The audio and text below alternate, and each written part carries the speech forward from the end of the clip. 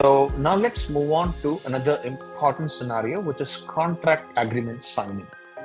So here the partner team prepares a client contract in Zoho Writer, adding fillable fields for clients' inputs and conditional clauses that adjust based on the contract values.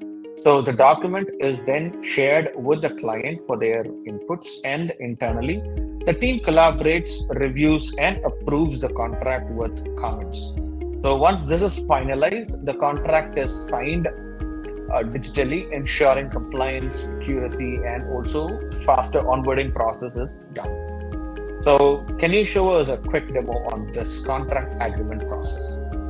Definitely, Siri. So, definitely, Sam. Yes, we'll have a quick look on the contract agreement signing. So, let me quickly jump over to the contract document that I've created in Writer. So, here is the partner contract. So, here you can see that we have various information like the merge fields, which is the partner name, partner address, partner email, etc.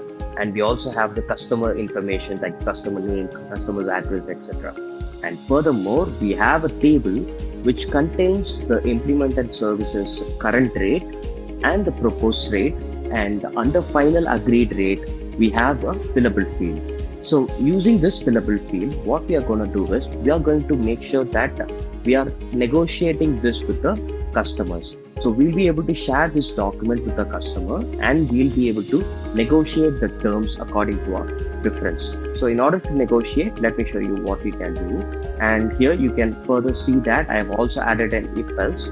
So if the contract value is greater than 500, then you can see that I'm going to ask the customer to pay certain percentage upfront and they can pay the remaining percentage after the completion of the integration or the services that they require.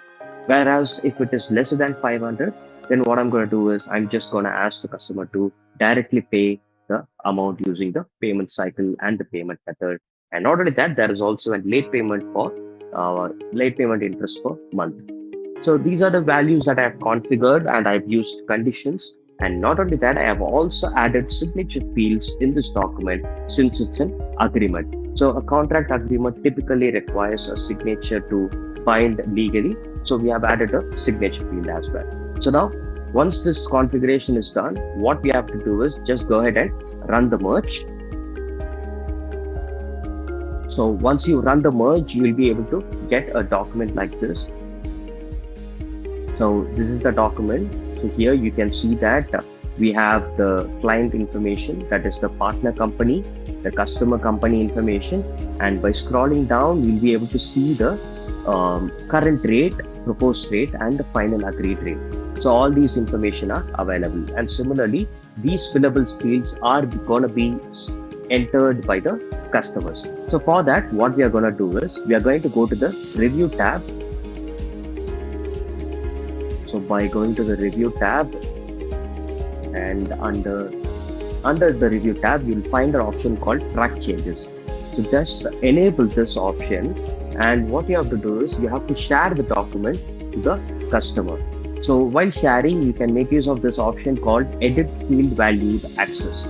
So when you provide this access, what will happen is the customer will be able to open the document and they'll be able to only edit the field values, which is the fillable fields that you have inserted in the document.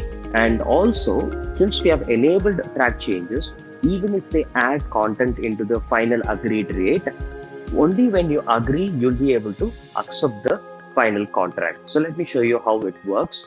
So I have the document open in here in my other account.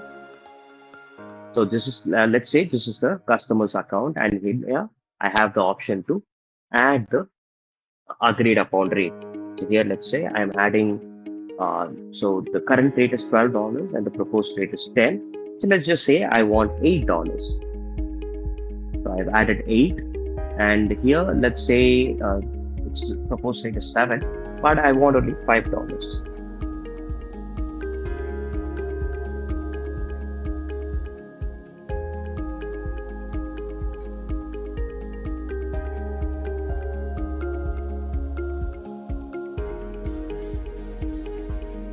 Yeah, so now I have added the added the dollars for the final agreed rate. So let me quickly jump over to the document section. So here you can see that the changes has been provided to me in here. So Gautam has replaced the agreed rate with $8. So let's just say I'm not agreeing with the implementation service. So I'm just going to reject this rate. Whereas the support agreed rate is pretty okay for me. So what I'm going to do is I'm just going to accept this $5, which is going to be the final agreed rate. So now in this document, you can see that the $5 is getting updated, whereas since I rejected the implementation service rate, it is getting rejected. So this way we'll be able to negotiate between the customer and between the partner. And once all the negotiation process is completed, what we can do is we can simply get into the automate tab under the left panel and go to the sign template, convert this as a sign template, and send this document for signature. So this is how easy it is for you to collaborate and use track changes for collaboration with the terms. And once the terms are agreed, you can simply convert this as a sign template and then send the document for signature. That's great. Thank you so much for the demo on contract signing, Gautam.